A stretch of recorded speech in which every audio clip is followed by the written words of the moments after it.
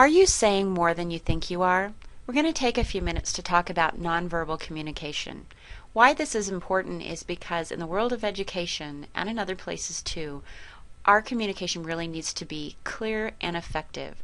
This helps us to deal with issues of time as well as legal issues. When we're discussing maybe perhaps with a parent that has a child with special education needs, being unclear or confusing in some way can lead to conflict. It can also lead to needs for mediation and all types of things. So being very clear and effective is very important.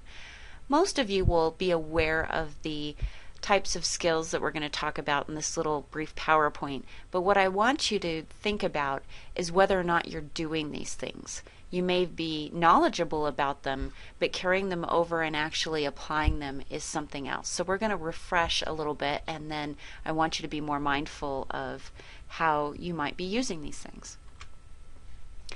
Let's talk for a minute about eye contact. When I say reasonable eye contact, what I mean by that is to give an effective amount of eye contact so that the parent or person or colleague knows that you're there, that you're engaged, that you're listening to them. It's not a staring contest, and we definitely don't want to have so much eye contact that we're putting someone out of their comfort zone with that. But that's what I mean by reasonable. We have to be careful that our eyes are not saying other things. It could be saying that we're thinking, which could be good and bad. We could be thinking about what they're saying, but we could also be thinking about what we want for lunch or thinking about what we're going to say next instead of being engaged with what they're saying. Or that, we're bored or feeling guilty about something. So being mindful of what our eyes are doing while someone else is speaking is very important. Arms are something that are very interesting to me because I see professionals doing this all the time, and I think it's based out of habit. I think many of them know what arm position can speak to, but let's talk about it for a minute. Arm positioning, especially when your arms are across your body or crossing as they are in many of these pictures, gives people the perception that you are closed-minded or disapproving, defensive, or angry. You can kind of see in this little picture here with the little girls, one's kind of defensive and holding her own, the other one's a little bit angry and leaning forward. It's kind of a humorous little picture there, but it does give the point. In the bottom picture with the man and the woman, you can see that they're both kind of closed off. It's obvious that they're disagreeing in some way, and they're closed off to each other. The picture with the girl in the green is very interesting to me because if you look at her facial expression and her image from the neck up, she looks very friendly, open, engaged. But when you look from the neck down, she looks reserved and closed. So it's a little bit of a conflicting body language there, and it's just very interesting. And I would be interested to know, when you're looking at this picture, what are you thinking about her openness if she were in conversation with you? Facial expressions are very key. Emotions can be shown so easily with facial expressions that we need to be very mindful of them. As educators and professionals, we're not really supposed to engage in the emotion of what's going on, but we all know that that can sometimes happen, whether it's disappointment, frustration, anger. All of those things can be part of our professional world, but we need to make sure that we are controlled about it, especially, let's say, as an example, in an IEP meeting where we've got parents, administrators, collaborators from various places. We need to be controlled about our emotions. I'm not suggesting that we need to be emotionless, but we definitely need to control what we're communicating through our facial expressions. They can also be a very positive thing in giving a speaker or whomever's talking some feedback. Now, I would reserve this to doing this with positive feedback because, a smile, a nod can communicate to someone that you're agreeing with what they're saying, you're engaged, you're listening, you're approving of what they're saying.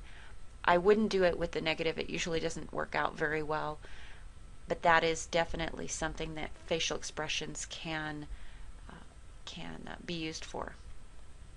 Let me give you an example of a real-world situation that I came across with facial expressions.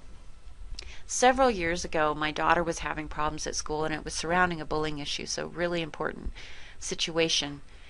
And as a parent, I went in and had a parent-teacher conversation with the classroom teacher that she had at that time. We sat down and started having this discussion, and she stopped about mid-discussion, and her tone changed very almost aggressively. And she said to me, "I don't know why you're smiling. Why do you think this is funny?" Well, I stopped and I had to think about it. And one of the things that I know about myself is that I have a facial tic. I've had it my whole life. I even got through high school with interesting nicknames. And it's a little bit smirky, a little bit smilish, and it's something that if I don't control it and I'm not being aware of it at the moment, it can convey a message that I don't mean to. And so when she stopped and accused me of thinking it was funny, I had to say, "Oh, I'm sorry. I don't think this is funny. I think this is very important. It's because I have a facial tic, and it does have a change of my facial expression." And we went on, but she was very kind of aggressive, and it put me on the defensive from there on out. So there were two problems with that. One, I wasn't aware of my own facial expressions and my need to control those as a parent.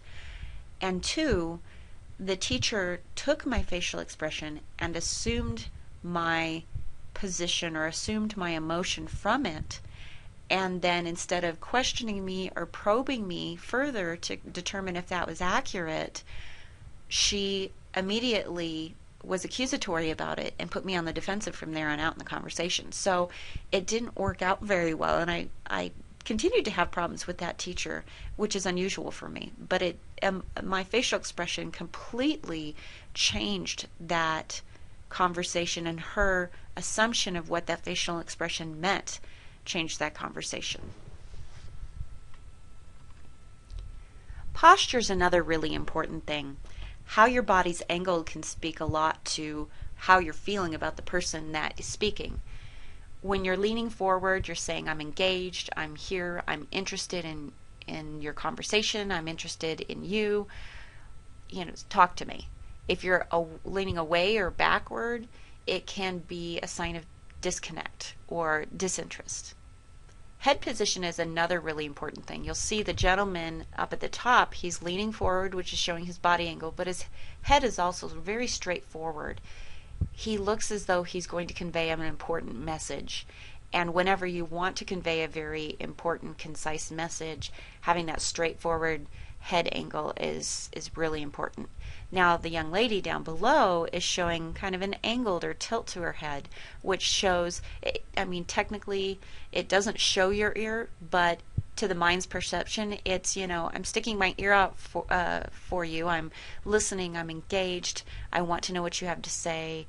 It's friendly and receptive. Now this little gal has a little bit of a cocky look to her face and whatnot, but it was the only picture I found that was a little tilted to the head. But nonetheless, putting that ear out there gives that perception that you're receptive. Your hands are also very important. You can see in the top picture how having that open palm and turned up and extended is a really open and friendly interpretation of body language. However, the hands turned down, especially made in a fist, can be shown as aggressive, but turned down, pulled away, is very closed. And last, I want to talk a little bit about space. We're going to address this just a slight bit more when we talk about the parent involvement, IEPs, environments, climates, things like that. But space can be a very nonverbal thing as well, whether it's an invisible barrier, such as just empty space that you're putting between yourself and another person, or whether it's a physical barrier such as a desk or a table. We need to be mindful of those things.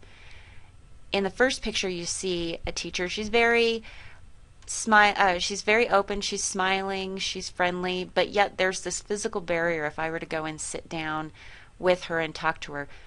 For those of you that have been in my office, I really don't like the configuration of my office. It's a spatial thing with not having enough room.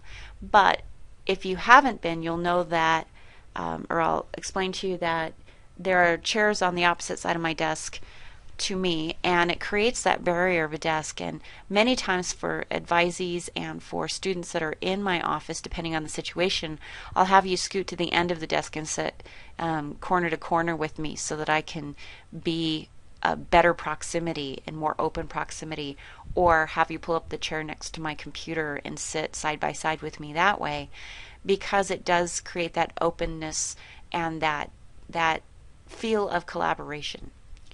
Now, the bottom picture is something that unnerves me when I go into IEP meetings or any other type of meeting where you're wanting to collaborate. It's a table that's set up for an us versus them perspective. Maybe school staff is all on one side, the parent or family is all on the other side. It creates that you're on this team, I'm on that team feel, instead of we're all in this together. So be mindful of how that configuration is and what kind of barriers that you're creating. All right, so now you have some considerations where nonverbal communication is concerned, and we'll talk about it some more and do some activities, but be thinking about it and being reflective about it when you are working with some other people, and evaluate your own body language and see what type of messaging that you are giving.